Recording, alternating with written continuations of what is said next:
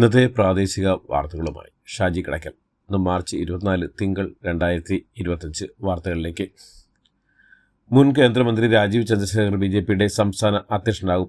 ഔദ്യോഗിക പ്രഖ്യാപനം ഇന്നുണ്ടാകും. കോർ കമ്മിറ്റിയിലാണ് രാജീവ് ചന്ദ്രശേഖറിന്റെ പേര് നിർദ്ദേശിച്ചത്. രണ്ടാം മോദി സർക്കാരിൽ കേന്ദ്ര സഹമന്ത്രിയായിരുന്നു അദ്ദേഹം. പാർട്ടിയുടെ അടിസ്ഥാന വോട്ടുകൾക്ക് പുറമെ കൂടുതൽ വിഭാഗങ്ങളിലേക്ക് എത്താനാകുമോ എന്ന പരീക്ഷണമാണ് രാജീവ് ചന്ദ്രശേഖറിലൂടെ BJP കേന്ദ്ര നേതൃത്വം നടത്തുന്നത്. വാർത്തകൾ വിശദമായി. രാജീവ് ചന്ദ്രശേഖർ കഴിവ് തെളിയിച്ച ആളാണെന്ന് BJP നേതാവ് ശോഭ സുരേന്ദ്രൻ. അദ്ദേഹം BJP സംസ്ഥാന അധ്യക്ഷനാകുന്നത് സന്തോഷത്തോടു കൂടിയാണ് സ്വീകരിക്കുന്നതെന്നും അദ്ദേഹം പ്രസ്ഥാനത്തെ നല്ല രീതിയിൽ മുന്നോട്ട് നയിക്കുമെന്നും അവർ പറഞ്ഞു. BJP സംസ്ഥാന അധ്യക്ഷ സ്ഥാനത്ത് തുടരാൻ ആഗ്രഹിച്ചിരുന്നില്ലെന്നും കാലാവധി കഴിയുമ്പോൾ മാറേണ്ടി വരുമെന്ന് തനിക്ക് അറിയാമായിരുന്നുവെന്നും K. സുരേന്ദ്രൻ. സംസ്ഥാന അധ്യക്ഷ സ്ഥാനത്തേക്ക് രാജീവ് ചന്ദ്രശേഖരന്റെ നാമനിർദ്ദേശ പത്രിക മാത്രമാണ് ലഭിച്ചിട്ടുള്ളതെന്നും ഇന്ന് ഔദ്യോഗിക പ്രഖ്യാപനം ഉണ്ടാകുമെന്നും K. സുരേന്ദ്രൻ പറഞ്ഞു. രാജീവ് ചന്ദ്രശേഖർ BJPയുടെ ഐഡിയോളജി ഉള്ള ആളാണെന്ന് കരുതുന്നില്ലെന്ന് പ്രതിപക്ഷ നേതാവ് VD സതീശൻ. സ്വാതന്ത്ര്യം ലഭിച്ചിട്ടും 8 പതിറ്റാണ്ടായിട്ടും ഇന്ത്യയിൽ ദളിത് പിന്നോക്ക വിഭാഗങ്ങൾക്ക് പുരോഗതി ഉണ്ടാകണം എന്നതിനെ ആരും ഗൗരവമായി എടുക്കാത്തതിലാണ് ഏറ്റവും വലിയ പരാജയമെന്ന് കേരള ഗവർണർ രാജേന്ദ്ര വിശ്വനാഥ് അർലേക്കർ. മതേതരത്തിലും ക്രൈസ്തവ സമുദായത്തിലുള്ള ആനുകൂല്യങ്ങളുടെ കാര്യത്തിലും സർക്കാരിനെതിരെ വിമർശനവുമായി കാത്തോലിക്ക സഭ. സർക്കാരിന് വരുമാനം കണ്ടെത്താനുള്ള കുറുക്കുവഴിയാണ് ലഹരിയെന്ന് മദ്യവിരുദ്ധ ഞായറിന്റെ ഭാഗമായി ഇന്നലെ പള്ളികൾ വായിച്ച സർക്കിളിൽ ആരോപിക്കുന്നു. സമുദായത്തിലുള്ള ആനുകൂല്യങ്ങൾ നിശ്ചയിക്കുന്നതായി ആരോപിച്ച് കോഴിക്കോട് അവകാശ സംരക്ഷണ സമ്മേളനം സംഘടിപ്പിക്കുമെന്നും താമരശ്ശേരി രൂപത പ്രഖ്യാപിച്ചു. പിണറായി പുറത്താക്കാൻ ജനം കാത്തിരിക്കുകയാണെന്ന് AC general secretary KC Venugopal. മൂന്നാമതും വരാൻ പോകുന്നുവെന്ന പ്രചരണം നടക്കുന്നുണ്ട്. എന്നാൽ അത് അടുത്തത് UDF സർക്കാർ തന്നെയാണെന്നും വേണുഗോപാൽ പറഞ്ഞു.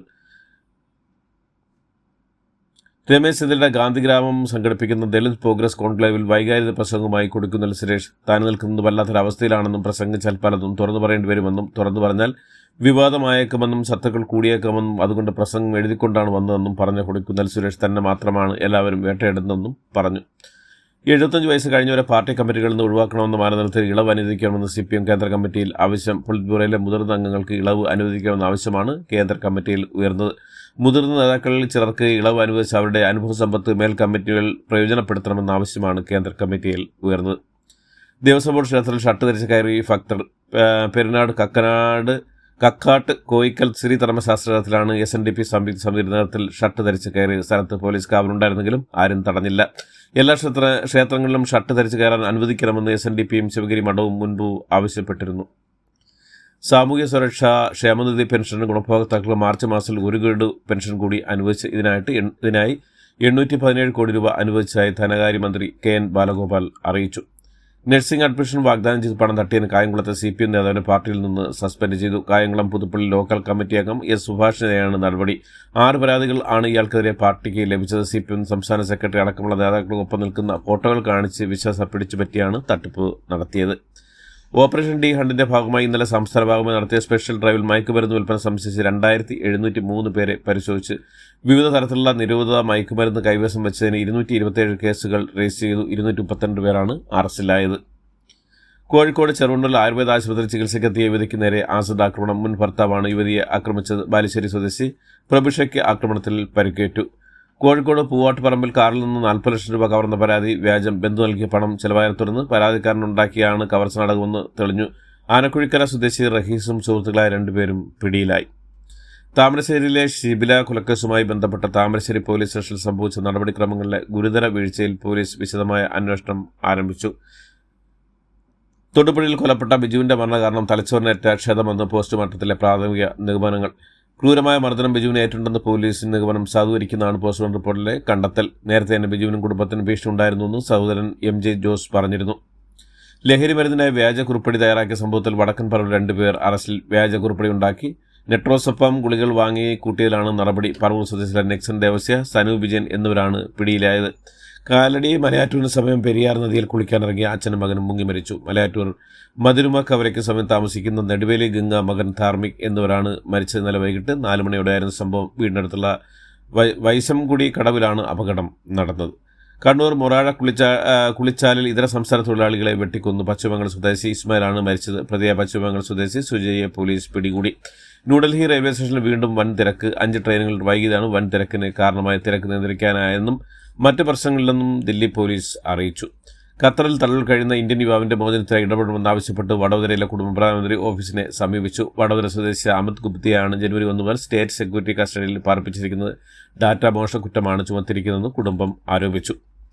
കർണാടക ചിത്രദുർഗയിൽ ബസ്സും ബൈക്കും കൂട്ടിയിടിച്ച് 2 മലയാളി നഴ്സ് വിദ്യാർത്ഥികൾ മരിച്ചു. കൊല്ലം അഞ്ചൽ സ്വദേശികളായ യാസിൻ, അൽതാഫ് എന്നിവരാണ് മരിച്ചത്. കൂടെ ഉണ്ടായിരുന്ന നബിൽ എന്ന വിദ്യാർത്ഥിയെ ബംഗളൂരിലെ സ്വകാര്യ ആശുപത്രിയിൽ പ്രവേശിപ്പിച്ചു. ചിത്രദുർഗ SJM നഴ്സിംഗ് കോളേജിലെ 1ാം വർഷ വിദ്യാർത്ഥികളാണ് ഇരുവരും. റംസാൻ നോമ്പ് എടുക്കുന്നതിന് രാത്രി ഭക്ഷണം കഴിച്ചു മടങ്ങുന്നതിനിടെയാണ് അപകടം ഉണ്ടായത്. സർക്കാർ ഉദ്യോഗസ്ഥന് കൈക്കൂലിയായി കിട്ടുന്ന പണം അനുഭവിക്കുന്ന ഭാര്യയ്ക്കും ശിക്ഷയ്ക്കും അർഹയെന്ന് മദ്രാസ് ഹൈക്കോടതി. കോടികളുടെ തട്ടിപ്പ് കേസിന് പിന്നാലെ ഇന്ത്യയിൽ നിന്ന് മുങ്ങിയ മെഹുൽ ചോക്സി ബെൽജിയത്തിലുണ്ടെന്ന് റിപ്പോർട്ടുകൾ. നാഗ്പൂരിൽ വർഗീയ സംഘർഷത്തിനിടെ പരിക്കേറ്റ ആൾ മരിച്ചു. മാർച്ച് 17 നടന്ന ആക്രമണത്തിലാണ് 40-കാരനായ വെൽഡർ ഇർഫാൻ അൻസാരിക്ക് പരിക്കേറ്റത്. 1 മാസത്തിലേറെയായി നീണ്ടു നിൽക്കുന്ന ആശങ്കയെ അറുതി വരുത്തി ഫ്രാൻസിസ് മാർപ്പാപ്പ വിശ്വാസികളെ അഭിസംബോധന ചെയ്തു. അതേസമയം ഗാസയ്ക്ക് മേൽ ഇസ്രായേൽ നടത്തുന്ന ആക്രമണം ഉടൻ അവസാനിപ്പിക്കണമെന്നും ഫ്രാൻസിസ് മാർപ്പാപ്പ ഗാസയിൽ ആക്രമണം പുനരാരംഭിച്ചാൽ താൻ ദുഃഖിതനാണെന്നും ആക്രമണം അവസാനിപ്പിച്ച് ബന്ദികളെ മോചിപ്പിക്കാനുള്ള ചർച്ചകൾ എത്രയും വേഗം തുടങ്ങണമെന്നും അദ്ദേഹം ആവശ്യപ്പെട്ടു. ജമ്മു കാശ്മീരിലെ കത്വ ജില്ലയിലെ തീവ്രവാദികളും സുരക്ഷാ സേനയും തമ്മിൽ ഏറ്റുമുട്ടി. ഡൽഹി ഹൈക്കോടതി ബാർ അസോസിയേഷൻ തെരഞ്ഞെടുപ്പിൽ അധ്യക്ഷ സ്ഥാനത്തേക്ക് മലയാളി തെരഞ്ഞെടുക്കപ്പെട്ടു. മുതിർന്ന അഭിഭാഷകൻ N. ഹരിഹരനാണ് അധ്യക്ഷ സ്ഥാനത്തേക്ക് തെരഞ്ഞെടുക്കപ്പെട്ടത്. ഡൽഹി പഹാഡ് ഗഞ്ചിൽ പോലീസ് നടത്തിയ റെയ്ഡിൽ സെക്സ് റാക്കറ്റിലെ 7 പേർ പിടിയിൽ. 3 കുട്ടികളടക്കം 23 സ്ത്രീകളെയാണ് പോലീസ് രക്ഷിച്ചത്. അതിൽ 3 പേർ പ്രായപൂർത്തിയാകാത്തവരും 10 പേർ നേപ്പാൾ സ്വദേശികളുമാണ്. IPL ഇന്നലെ നടന്ന ആദ്യ മത്സരത്തിൽ രാജസ്ഥാൻ റോയൽസിനെതിരെ സൺറൈസേഴ്സ് ഹൈദരാബാദിന് 44 റൺസിന്റെ വിജയം. ബാറ്റർമാർ അടിച്ചു ചേർത്ത മത്സരത്തിൽ ടോസ് നഷ്ടപ്പെട്ട് ബാറ്റിംഗ് ഹൈദരാബാദ് 47 പന്തിൽ 106 റൺസെടുത്ത് ഇഷാൻ കിഷന്റെയും 31 പന്തിൽ 67 റൺസെടുത്ത ദ്രാവിഡ് ഹൈഡിന്റെയും മികവിൽ 6 വിക്കറ്റ് നഷ്ടത്തിൽ 286 റൺസെടുത്തു. IPL ചരിത്രത്തിലെ തന്നെ 2ാമത്തെ ഉയർന്ന സ്കോറാണിത്. കൂറ്റൻ വിജയലക്ഷ്യമായി മറുപടി ബാറ്റിംഗ് ഇറങ്ങിയ രാജസ്ഥാന് 6 വിക്കറ്റ് നഷ്ടത്തിൽ 242 റൺസെടുക്കാനേ സാധിച്ചുള്ളൂ. 66 റൺസെടുത്ത സഞ്ജു സാംസണും 70 റൺസെടുത്ത ധ്രുവ് ജൂലറും പൊരുതി നോക്കിയെങ്കിലും കൂറ്റൻ റൺമല മറികടക്കാൻ അവർക്കുമായില്ല. IPL ഇന്നലെ നടന്ന 2ാമത്തെ പോരാട്ടത്തിൽ മുംബൈ ഇന്ത്യൻസിനെ 4 വിക്കറ്റിന് കീഴടക്കി ചെന്നൈ സൂപ്പർ കിങ്സ്. ഇതോടുകൂടി ഇന്നത്തെ വാർത്തകൾ അവസാനിക്കുന്നു. എല്ലാവർക്കും നന്ദി, നമസ്കാരം.